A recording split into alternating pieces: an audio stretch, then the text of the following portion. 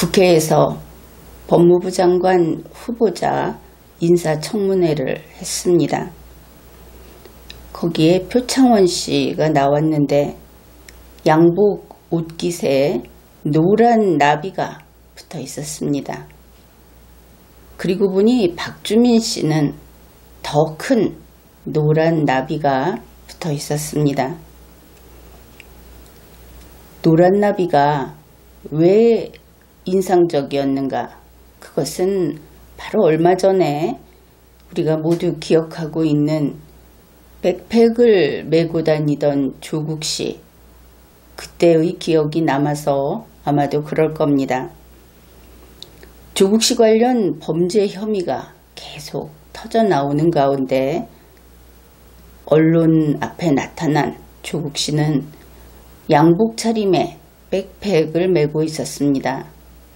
그런데 그 백팩에 노란 나비가 붙어 있었던 것이죠. 그것이 클로즈업 돼서 언론사에 뿌려졌습니다.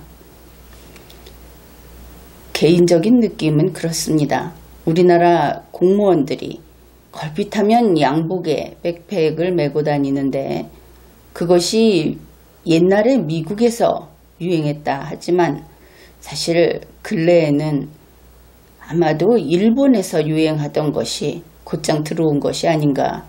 시기를 봐도 그렇고 그렇게 보이는데 우리 한국은 일본과 다르고 미국과 다르죠.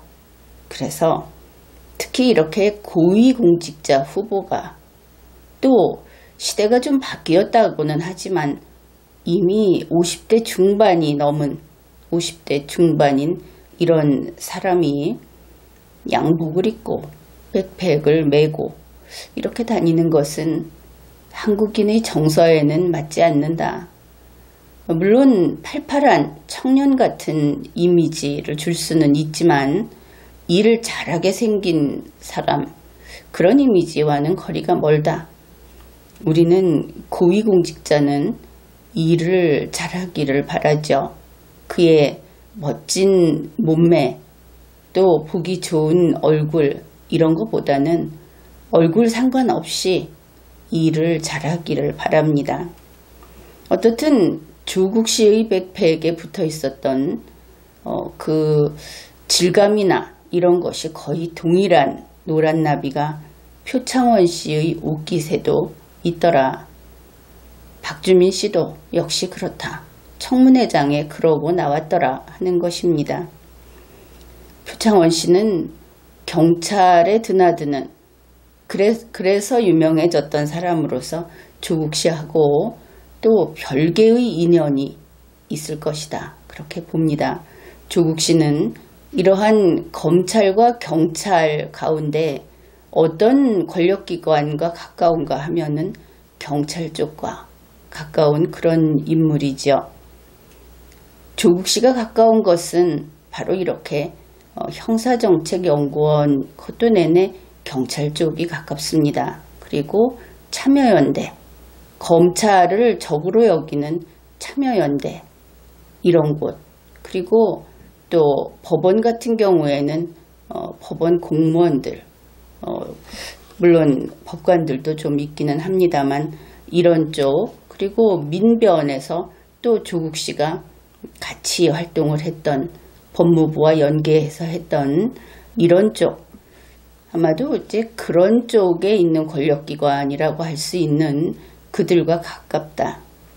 이렇게 한번 살펴본 것은 표창원 씨의 노란 나비, 그것이 그 끈끈한 그 관계를 보여주는 것인가 해서 한번 살펴본 겁니다. 조국 씨의 등에 그래서 백팩이 있었는데 백팩 대신에 표창원 씨가 그 자리에 있다. 그런 면에서 이렇게 생각을 한번 해보았습니다. 백팩이 아니라 표창원 씨가 조국 씨의 등 뒤에 붙어 있구나. 그러니 그 백팩에 있던 노란 나비가 표창원 씨에게 붙어 있는 것은 자연스럽다. 그렇게 생각을 했습니다. 그래서 이번 인사청문회에는 조국 씨의 백팩이 나와 앉아 있다. 이렇게 볼 수가 있는 것이죠. 자꾸 이런 이야기를 좀 하게 되는데 2017년 대선 때 기억을 하십니까? 그 청문회 장면을 보면서 저 백팩과 그리고 그 백팩의 주인이 2017년 그때 했던 일, 그것이 떠올랐습니다. 천방지축으로 정말 막 같다. 이런 기억이 남아있는 겁니다. 이번 청문회에는 박지원 씨도 돋보이는 그런 위원 가운데 한 명이었습니다. 정치인 박지원 씨는 생존 능력이 탁월한 인물로 유명하죠. 정치뿐이 아니고 원래 장수하는 사람은 생존 능력이 뛰어나기 마련입니다. 그래서 상한 음식은 안 먹고 또 위험을 느끼면 어떤 장소에서 어떤 그룹에서 위험을 느끼면 신속하게 그곳을 벗어나고 또 줄을 서 있을 때 대열의 저 앞쪽에서 누군가 앞에서부터 사람이 피해를 입고 죽어가고 전쟁터 같은 데를 생각해 보면 될 겁니다. 그렇다고 한다면은 바람에 실려오는 죽음의 냄새, 그것을 재빨리 맞는 능력이 있는 사람이 결국은 장수하더라. 이런 것이죠. 박지원 씨도 이런 능력이 있다 하는 것을 우리가 그동안 겪으면서 알게 되었습니다. 박지원 씨는 줄 서는데 귀재로 알려져 있습니다. 물론 새치기도 기가 차게 잘하고 중간에 끼어들기 같은 것은 그저 눈 감고도 할 수 있는 사람이다. 그렇죠. 그뿐 아니라 하루만 해도 서 있던 줄을 버리고 다른 줄로 가서 설 수 있는 그런 인물이다. 그러니까 버려야 할 때다. 이렇게 판단을 하면 그냥 줄을 바꿔버린다는 것입니다. 그래서 이러한 박지원 씨를 잘 보고 있으면 지금은 정치계, 이러한 어떤 권력투쟁이 벌어지고 있는 이 정치계의 흐름을 읽을 수 있다. 이런 말들도 하고 있는 것입니다. 박지원 씨는 9월 5일에 김어준 라디오 프로의 인터뷰에 응했습니다. 그러면 그렇죠. 할 말이 있었구나. 무엇인가 밖으로 밝혀야 할 것이 있었구나. 이렇게 국민들은 짐작을 할 겁니다. 과연 그랬던 것 같습니다. 박지원 씨가 조국 씨를 중심으로 한 그 의혹들과 관련해서 이렇게 이야기를 합니다. 총체적으로 이렇게 나오니까 나는 굉장히 의심스럽습니다. 조국 후보자가 이런 것들을 명확하게 해명해야 합니다. 그러니 이 모든 책임 의심스럽다. 그리고 모든 책임은 조국 씨가 져야 한다. 이렇게 밝힌 것이죠. 또한 유시민, 김두관, 특정 언론사, 민주당 의원들이 동양대 총장에게 일종의 압력을 가했다 하는 것과 관련해서는 박지원 씨는 그거 하지 말라고 합니다. 그렇게 하면 검찰은 증거 인멸 행위로 본다 하는 뜻이죠. 이것만이 아니고 또 박지원 씨의 입장이 아주 분명하게 드러나는 말들을 하는 겁니다. 청와대, 이낙연 총리, 박상기 법무부 장관 등이 검찰을 공격했다. 이렇게 보도가 되었죠. 여기에 대해서 박지원 씨의 이야기, 이것은 참으로 의미심장하다. 그렇게 보아야 하겠습니다. 그의 말입니다. 검찰을 비난하면 안 된다. 검찰은 바르게 가고 있다. 문재인 대통령은 윤석열 씨, 그를 검찰총장으로 임명하는 임명장을 주면서 살아있는 권력에도 칼을 대라고 했다. 망설임 없이 검찰을 편들고 나섰습니다. 지금 같은 상황에서. 이것이 무슨 뜻인가? 박지원 씨가 조국 후보자를 버리고 문재인의 검찰을 전폭적으로 지지하고 나섰다. 이것을 알 수 있는 겁니다. 이것이 9월 5일의 일입니다. 박지원 씨는 또 이런 이야기도 했습니다. 현재 우리 민심의 반은 극에 달했다. 민심의 반이 극에 달했다면 이것은 그들이 말하는 소위 촛불혁명이라고 하는 것은 될 것도 못되죠. 민심의 반이 극에 달했다.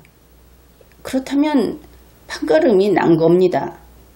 어째서 그는 이런 말을 한 것인가? 그리고 문파라고 하는데 결국 친문이 되겠죠. 문파와 일베아류, 그래서 양쪽 끝에 그 소수를 잡아내서 이야기를 합니다. 그들에게 욕을 먹더라도 청문회에서 소신을 지키겠다고 하면서 더 큰 정의를 위해서 그렇게 하겠다. 이 발언을 하는데 9월 5일 라디오 프로 인터뷰를 통해서 굳이 밝혔다 하는 것이죠. 그리고 2019년 9월 6일 국회에서 조국 인사청문회가 열립니다. 여기에서 박지원, 금태섭 이런 사람들은 우리 국민들은 조국 씨하고는 정치적으로 같은 진영이다. 그렇게 인식을 합니다. 그런데 그들이 조국 씨뿐만 아니라 거기에 문재인 씨를 같이 끼워 넣어서 비판을 하더라. 이런 것을 우리가 볼 수 있었습니다. 그러면은 이들이 비판하는 것이 무엇인가? 조국 씨의 그 일련의 혐의, 그래서 나쁘다는 것인가? 아니면은 지금과 같이 그렇게 혐의를 많이 받고 있는 조국 씨를 장관 후보자로 고집하고 있는 것이 나쁘다는 것인가?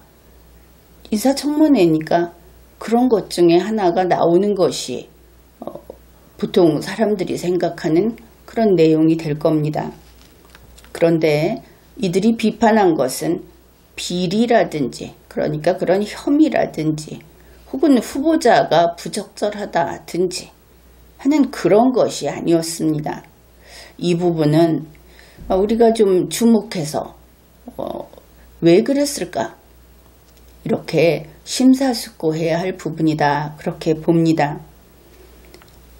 조국 씨와 같은 진영의 사람들이 조국 씨도 그리고 문재인 정권, 문재인 씨도 같이 끼워서 비판을 했던 것은 다름 아닌 이런 내용이었습니다. 우리처럼 이렇게 분단된 나라에서 국민을 둘로 나누고 그리고 어느 한편에 자기 편에 서서 반대편의 국민을 사정없이 공격을 했다. 바로 이 점을 비판했다. 그렇습니다. 아마 이 대목에서 참 이상하다 하면서 그 분위기를 어떻게 받아들여야 할지 전전긍긍했던 혹은 납득하기 어려워했던 국민들이 많았을 것이다. 그렇게 봅니다. 이때의 특징이 이런 것입니다. 조국 씨하고 문재인 씨를 마치 일심동체 한 몸인 것처럼 취급을 하더라. 그런 인상을 받았다는 것이죠. 그렇다면 조국 씨와 문재인 씨가 한 몸이다. 우리는 그 경제공동체 이런 말이 익숙하죠. 사람이 달라도 경제공동체다. 정치인들을 이렇게 쓰기도 하고 가족이 아니어도 이런 말을 하고 그러는데 이제 두 남자를 한 몸 취급을 했다. 어떻든 그들은 그런 이야기를 했습니다. 그들의 이야기 속에서는 당연히 이 둘은 그러니까 조국 씨와 문재인 씨는 그저 그 땅콩 껍질 속에 들어있는, 그래서 겉에서 보기에는 영락없이 하나인 그런 그 대상이구나, 그렇게 보였는데, 그렇다고 칩시다. 그러면 그들이 한 몸이다, 이렇게 받아들이게 되면 그래서 그랬구나 하고 납득할 수 있는 그런 그 뉴스, 과거의 뉴스가 하나 떠오르는 것이죠. 얼마 전에 조국 씨를 지지하는 사람들이 꽃배달을 했다, 이런 뉴스가 나왔습니다. 조국 씨가 잘하고 있다는 것이죠. 응원하는 뜻에서 꽃을 보내주고 있다 하는 겁니다. 그런데 여러분, 언제 이런 일이 또 있었는지 기억합니까? 2016년 겨울에 박근혜 당시 대통령에게 이미 대세가 기울어져 있는 그때 박근혜 대통령에게 장미꽃 배달을 했습니다. 그것이 뉴스로 나왔죠. 그 당시 나는 저거 안 되는데, 그 꽃을 보면서 불길한 생각을 지울 수가 없었습니다.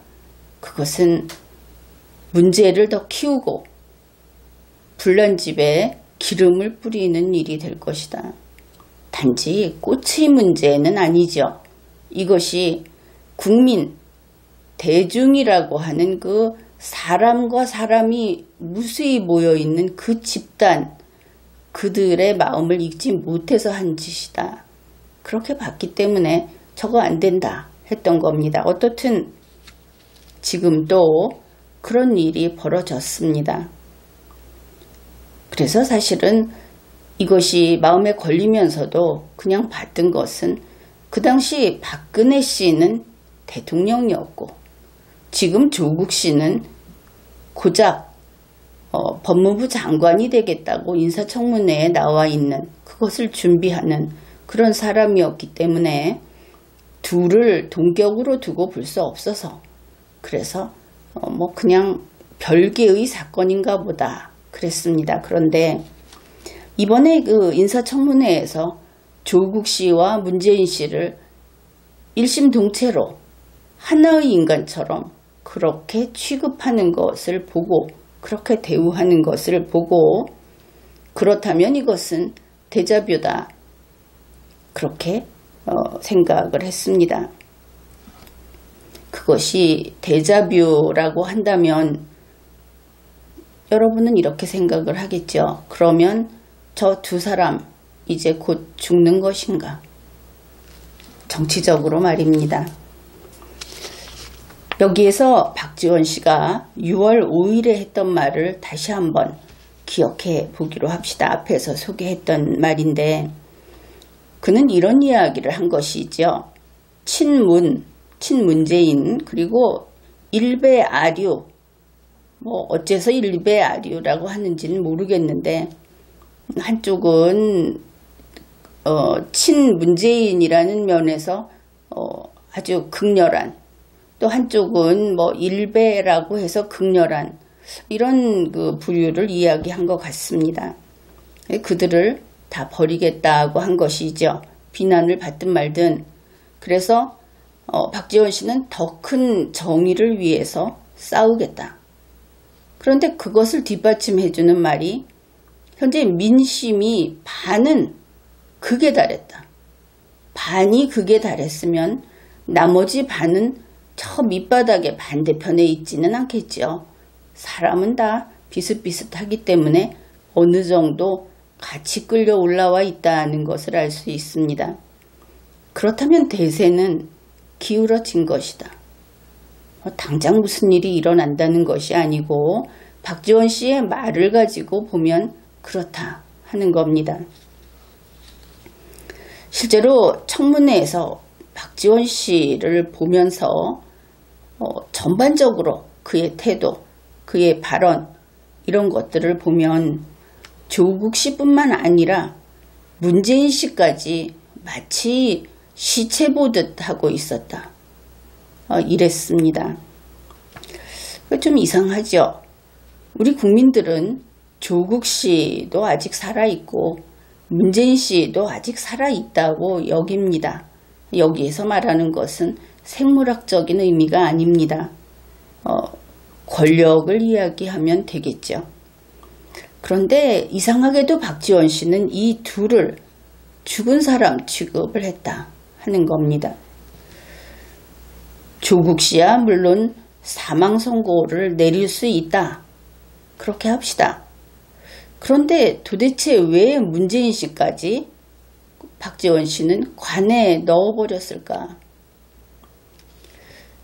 생존 능력이 뛰어난 박지원 씨가 이미 죽음의 냄새를 맡은 것인가? 궁금한 부분입니다.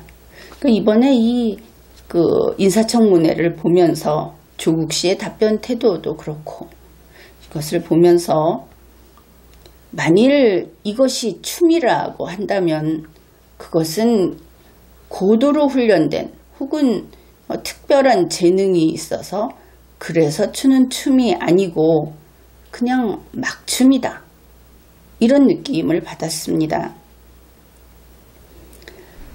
왜냐하면은 위계질서도 없고 우리가 생각했던 소위 그 파워, 권력이라고 하는 것도 위아래가 있는 것이죠. 그런데 이번에 보면은 그것이 사라졌다.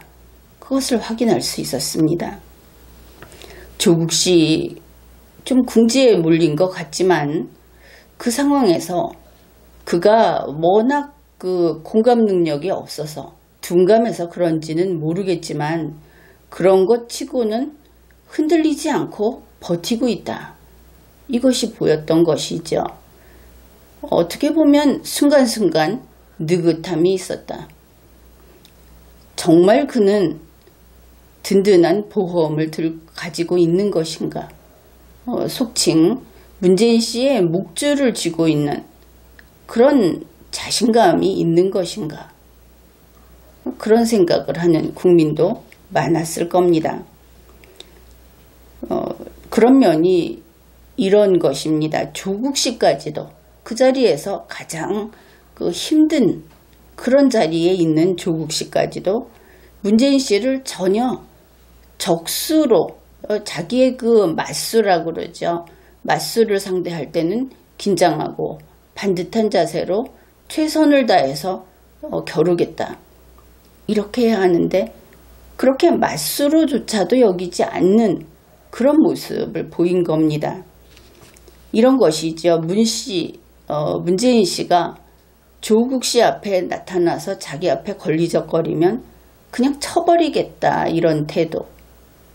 그래서 이런 모습에서 그렇다면 그들의 세계에서 위계질서가 사라졌구나.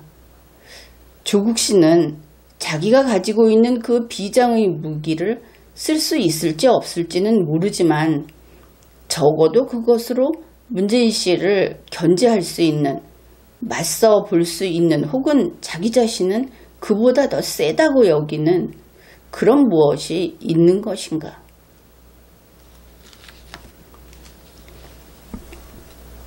그런 생각을 해봤고 금태섭 씨가 이렇게 말을 합니다. 검찰 특수부가 비대해진 문제 그것을 가지고 잘못됐다 이렇게 이야기를 하니까 조국 씨의 답변이 그랬죠. 그것은 정말 100% 잘못한 것이다. 그런데 거기에 대한 설명이 놀라웠습니다. 이런 뜻인 것이죠. 그런 것을 한 사람들, 그렇게 잘못한 자들이 누구냐 하면은 문재인 씨의 장관들이다.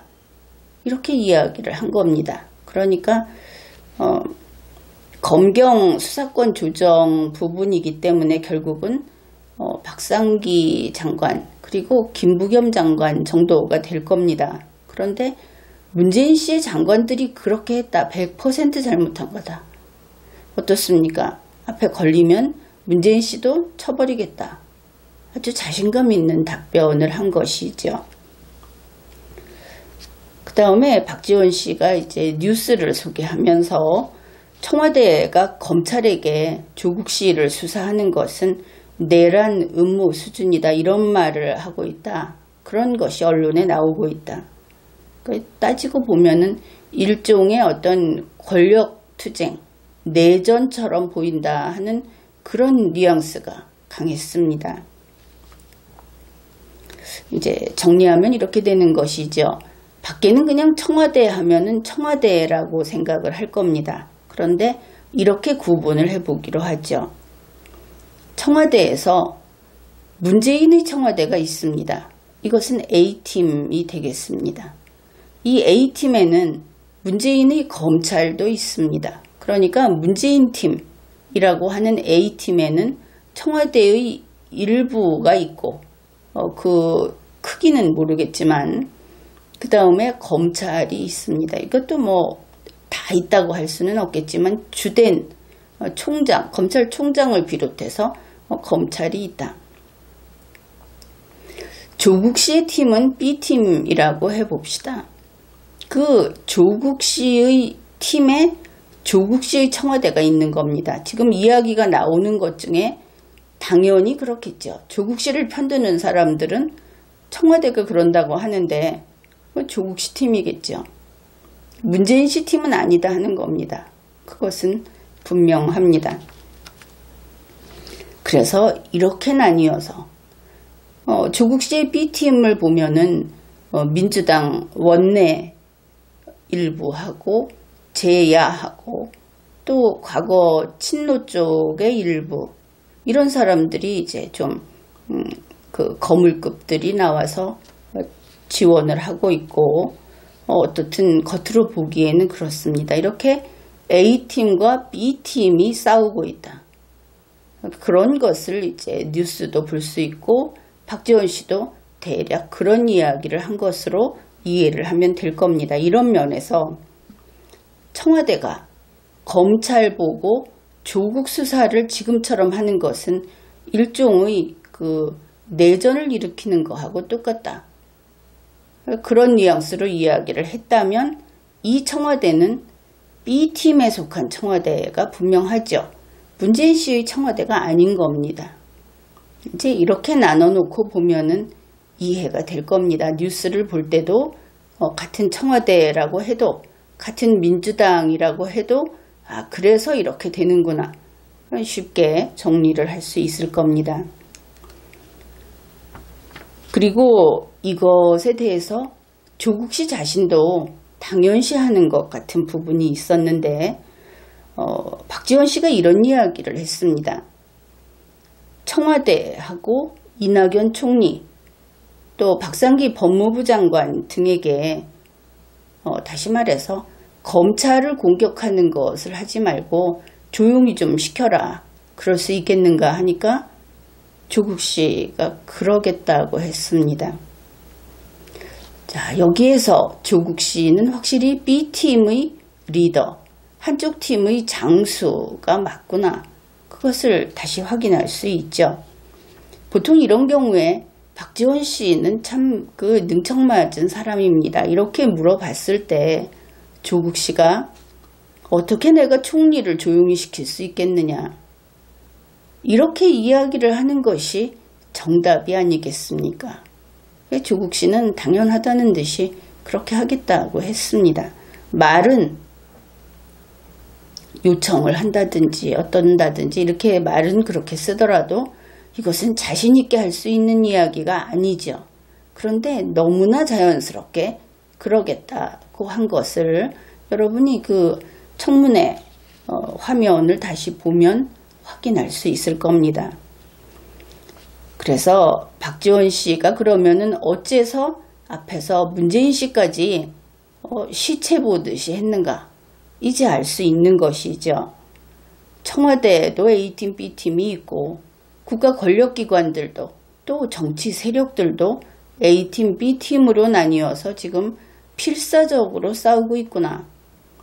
이러한 구도, 우리가 좀 이해를 하면서 정리해봤던 이 구도를 바탕으로 했을 때 박지원 씨가 너희는 둘 다 죽었다.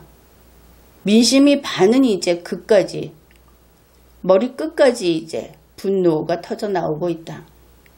하고 사망 판정을 한 것이다. 이렇게 이해를 할 수 있겠습니다. 그런데 이것은 중대한 사태라고 할 수 있습니다. 박지원 씨를 좀 알고 있다. 혹은 이제 밖에 보이는 공적인 박지원 씨를 이야기하는 것이죠. 그렇다면 박지원 씨의 이러한 발언, 이러한 입장 정리, 이것이 위험하다. 그것을 느껴야 할 겁니다. 박지원 씨는 십자가를 들지 않는 사람입니다. 장수하는 타입이라고 했죠. 위험한 짓은 안 합니다. 지난번 그 박근혜 대통령 탄핵 때를 한번 생각해 보십시오. 박지원 씨가 앞장서서 촛불 들고 박근혜 쫓아내자 이런 말 한 것 혹시라도 본 분 있습니까? 박지원 씨는 그러지 않았습니다. 그때 그 탄핵을 해라 어째라 하면서 그 상황이 무르익을 때까지도 관전만 하고 있었습니다. 이것은 국회 회의록을 봐도 되고 리걸마인드 연구소의 지난 강의를 봐도 그런 내용이 있을지 모르겠습니다. 박지원 씨가 나와서 살쳤다 하는 것은 찾기 어려울 겁니다. 그때 박지원 씨의 입장은 무엇이었는가 하면은 박근혜 탄핵이 아니고 박근혜 하야 쪽이었다. 이것은 중대한 그 차이가 있는 겁니다. 박지원 씨는 밖에서 보는 모습, 그것으로는 하야라는 말을 할 때는 조금은 비민주적입니다. 대통령이라고 하는 그 권력기관, 그것을 높이 받드는 타입이다 하는 것이죠. 자기 편이든 아니든. 이제 우리 그 좀 젊은 사람들도 그렇고 일반 국민은 대통령을 높은 인물이라고 생각을 하지 않습니다. 소수를 빼고는. 그런데 박지원 씨는 일종의 그 집을 지키는 사람, 그 배트맨 같은데 보면은 그 집사, 이런 느낌으로 대통령은 대통령 대접을 하는, 물론 그 연령이 있어서 그렇겠지만 그런 그 태도를 보입니다. 그래서 탄핵이 아니고 쫓아내는 것이 아니고 본인이 결단을 내려서 하야하십시오. 이런 쪽이었다는 것이죠. 그런 조심스러운, 신중한, 그리고 앞에 나서서 돌맞는 일은 극구 피하는 박지원 씨가 이번에는 왜 나섰을까? 이번에는 다르다. 이런 것이죠. 그러면 여기에서 혹시 지금 이렇게 멀쩡해 보이는데 뒤에서는 그때와 같이 상황이 무르익었는가? 우리가 궁금해하는 것은 당연하다. 그렇겠습니다. 문재인 세력과 조국 세력이 일종의 내전 중이어서 그런지 혹은 아닌지 우리로서는 알 수 없습니다. 그런데 지금 알 수 있는 것들은 그래도 조금 있죠. 현재 조국 씨를 공격하는 정당한 그 법 집행도 있고 또 언론이나 또 정치적으로나 또 그 조국 씨 공인으로서의 그 인생에 대해서 수많은 결함, 또 그가 저질렀던 그 대중에게 비판받아 마땅한 일들, 이런 것들이 차곡차곡 지금 나와서 쌓이고 있습니다. 그런데 이것을 그냥 조국을 치는 양상이라고 해보기로 합시다.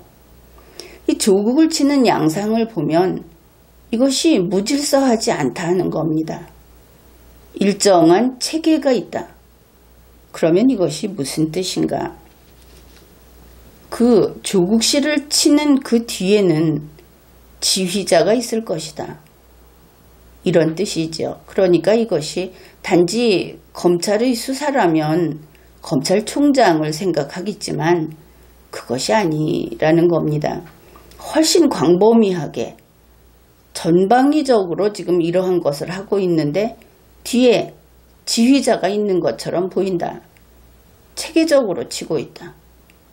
이것 하나 하고, 거기에 비해서 조국 씨의 반격은 이번 청문회에서 봤듯이 한 번 변명하면 결국 자기 신체의 어딘가는 손상을 주는, 어떻게 보면 좀 바보 같은 방어를 하고 있습니다.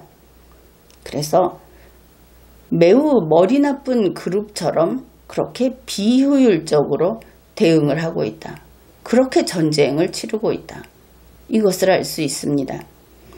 그런데 만약에 한 번 싸울 때마다 자기 몸에 어딘가가 잘려나간다고 했을 때 보통은 그가 패배할 것이다. 이렇게 생각을 합니다. 그런데 만일 그의 몸집이 어마어마하게 크고 혹시 그것이 한반도 전체만큼 크다. 이제 상상을 해보는 겁니다. 그렇다면 우리가 보기에 좀 그렇게 베어 나가도 이길 수도 있지 않을까? 쉽게 죽지 않을 수도 있지 않을까? 이런 생각을 할 수 있겠죠. 그런 부분을 염두에 두고 생각을 해봐야 하는 겁니다. 이전에도 한번 이야기를 했는데 현재 이 이루어지고 있는 상황을 양쪽을 다 보자면은 이렇게 됩니다. 조국이라고 하는 그 자석에 쇳가루를 붙이고 있다. 쇳가루는 보면은 그 나뭇가지 모양으로 삐죽삐죽하게 붙기도 하고 해서 정말 그 자석의 크기보다 몇 배나 되게 쇳가루가 붙죠. 그렇게 최대한 붙여서 일단 붙이겠다.